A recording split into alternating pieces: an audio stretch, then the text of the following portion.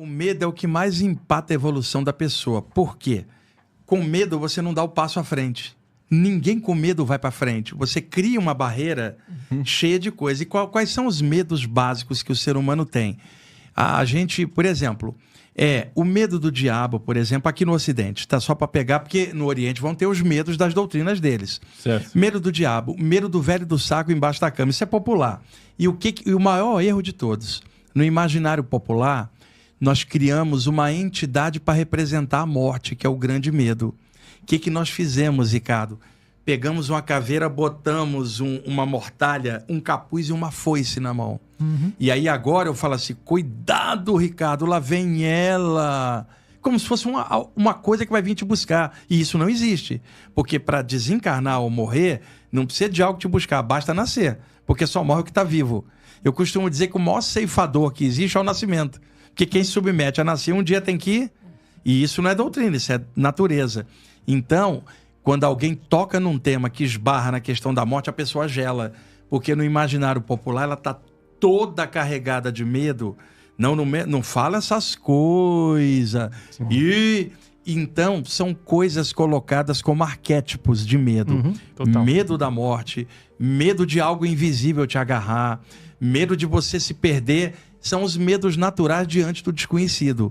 Por isso que no passado, você tinha no Velho Egito, na Velha Grécia, por exemplo, as chamadas iniciações, onde as pessoas iam para dentro dos templos, já que a temática espiritual não era falada em aberto. Então as pessoas iam para dentro dos templos, onde pessoas iniciadas dentro daquela tradição abririam o caminho para ela vencer o medo, através de provas iniciáticas, estudos para testar. Então um dos testes antigos era deixar a pessoa num quarto escuro sem luz ali trancada, cara, para testar o medo dela. Aí no medo a nossa mente vai criando um monte de coisas e a gente sai correndo dali e não tinha nada. Por exemplo, o Maurício acorda de madrugada, entrou um besourinho voando, ele bateu na porta do armário. O besouro tem as asas bem duras, a carapaça da asa é dura.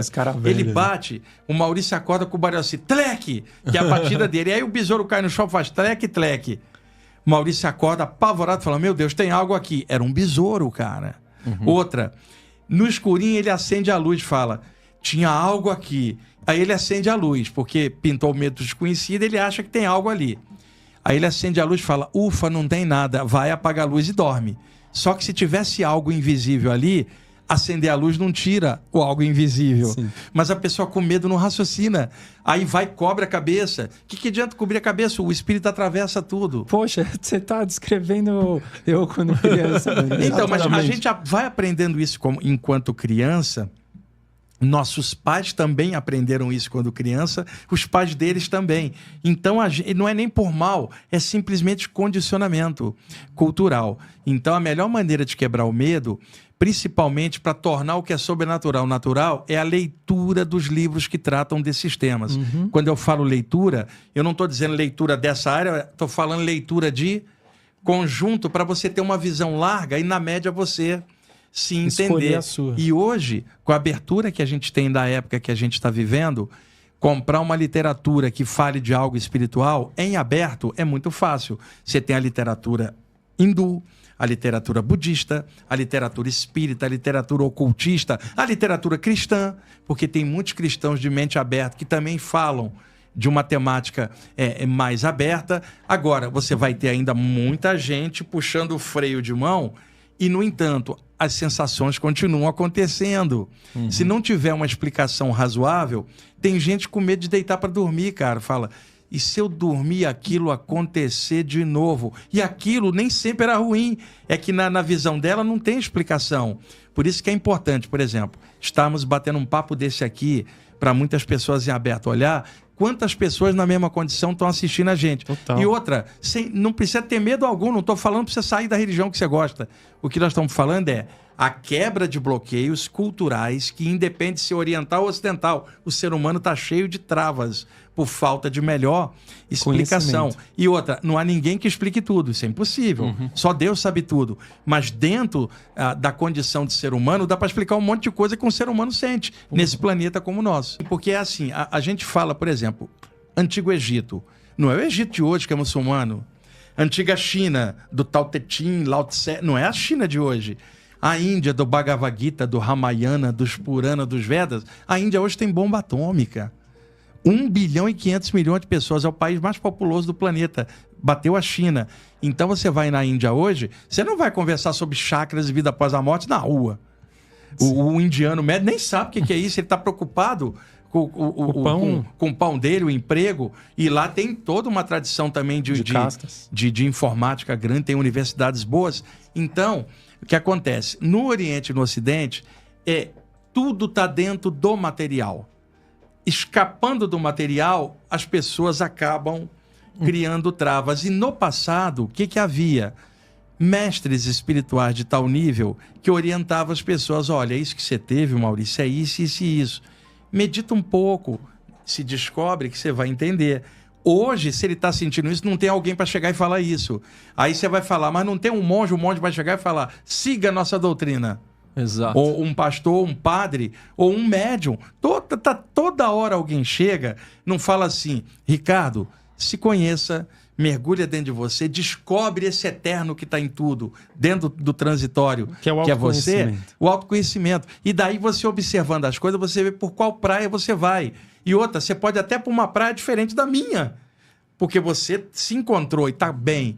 Agora, olha só, Ricardo, segue o que eu tô te falando, vem na minha doutrina, e lá fora tá tudo errado. Aí complica, cara, porque o ser humano sente um monte de coisa. Muçulmano, judeu, hindu, católico, materialista, espírita, todos sentem coisa. Não dá para limitar a explicação dentro de uma doutrina só. E existe dentro da parte espiritual radicalismo também. Você pode encontrar um espírita que só interpreta na base de Allan Kardec, mais nada. Como se Allan Kardec soubesse tudo. E o Oriente não soubesse nada. Isso é uma besteira. Aí você pega um bandista que acha que só a Umbanda dá resposta para as questões da vida. E isso também não é verdadeiro. Cada área tem aspectos fragmentos da verdade. Você vai para a área ocultista, não responde tudo. Vai para a teosofia, não responde tudo. Nenhuma área, cara, humana, imperfeita, como nós todos somos, poderia criar a perfeição de explicar tudo. A maioria das religiões tem medo de duas coisas. Orgasmo, que é a parte sexual, porque você já reparou, na hora de um orgasmo você não pensa por alguns instantes. Se você não pensa, você não pode ser controlado. Por alguns instantes, tua mente ficou livre. Fora, em suspenso. Tá. Então, condene o sexo. Segundo, o riso. Porque alguém que ri, tira no sarro qualquer negócio. Então, não vai ter medo. Então, coloque trava no sexo e trava na alegria. O ser humano fica triste, aí tem que buscar você para você religá-los com o céu, porque o sujeito está triste. Nossa. Alguém alegre não dá para ser controlado. Eu não estou falando de doutrina, falando como sistema oriental ou ocidental, isso existe. Quando você, por exemplo, é alegre, ri e goza, você não pode ser controlado. Simplesmente você não tem o pacotão. Outra, para que eu preciso daquilo se eu já estou feliz? Então é preciso que você esteja infeliz para eu poder te vender a ideia de que eu tenho que te reconectar com o céu. Eu te tiro o potencial e jogo lá para cima. Aí chega alguém e fala, aquele potencial de cima também está dentro, porque você é uma parte. Então, explora esse potencial e assuma o controle da tua vida. Isso não significa que você tem que sair da religião X ou Y. Por exemplo, eu acabei de falar, adoro Jesus, e eu não sou cristão. Adoro o Buda e não sou budista. Os ensinamentos de Jesus, cara, você olhando assim, fala, caramba, melhora qualquer ser humano que olhar aquilo com inteligência e sensibilidade. O ensinamento do Buda, que coisa incrível, o ensinamento do Krishna, por exemplo, você tem grandes mulheres ao longo da história que o exemplo de amor delas, como Maria, se você vai lá para o Oriente, Kuan Yin, aqui, Madre Teresa de Calcutá, você tem pessoas que você fala, meu Deus, o exemplo dela é mais do que 1 trilhão de livros sagrados que eu possa ler. Porque sagrado é a atitude que ela está fazendo de ajudar os outros. Quer ver uma coisa que choca os outros, ô Ricardo? Vamos imaginar um grupo de materialistas que saiu na noite de São Paulo hoje para distribuir comida para moradores de ruas ou resgatar animais feridos. Tem um monte. Esses materialistas não acreditam em nada. Então não está esperando céu nenhum com a atitude deles. Caridade pela caridade, sem esperar nada, porque não acredita em nada. Conclusão, doação total, 100%. Exatamente. Um religioso, qualquer que seja a linha, ajuda esperando o paraíso. Então ele é um interesseiro. porque ele espera a recompensa do que ele está fazendo. O materialista não acredita em nada, ele faz porque a consciência dele lhe diz que aquilo é o correto. Está mais espiritualizado do que o outro. Então, Jesus, por exemplo, onde que Jesus estaria agora? Junto com os materialistas distribuindo comida na rua ou junto de alguém só rezando que não faz nada? Onde Jesus estaria agora? Então, são coisas que eu questionava tudo isso. Eu era adolescente, minha mãe tentando me formatar, eu não aceitava, porque eu não conseguia entender um Jesus formatado. Tá? Depois comecei a estudar coisas do Buda, não conseguia entender o Buda em forma de estátua, cara. Eu falava, pô, esse cara ensinou despertar da consciência e não adoração a alguma coisa. Mas eu entendo que aquilo ali faz parte.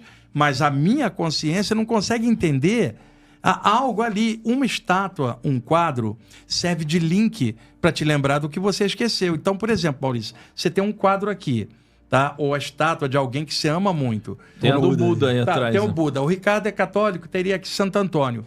Veja, aquilo é uma estátua, isso é uma estátua, mas quando você olha, o que ela te rememora? Pô, olhei o Santo Antônio, deixa eu fazer uma prece. Olhei o Buda, deixa eu meditar. Então, qual é a função de um objeto, um quadro ou uma estátua? Servir de link para fazer você pensar no eterno. Aí, perfeito. Mas se você olhar a estátua e achar que ela é a coisa, você ficou preso no meio, não alcançou o alvo que você queria. E aí se torna a sua prisão. Então, olha para o Santo Antônio, lembra de Deus, não do Santo Antônio. Agora, o Santo Antônio é legal pra caramba. Mas o que Santo Antônio te diria? Ricardo, pense em Deus. O que o Buda te diria para ficar agarrado nele? Não, vai para o Budi, vai para a consciência.